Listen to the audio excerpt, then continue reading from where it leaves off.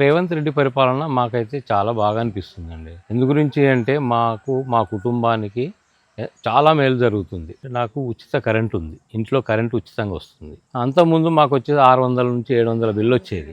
ఇప్పుడు నాకు అది మిస్ అయింది. తర్వాత గ్యాసు మాకు ఇప్పుడు 500కి ఒక సిలిండర్ వస్తుంది.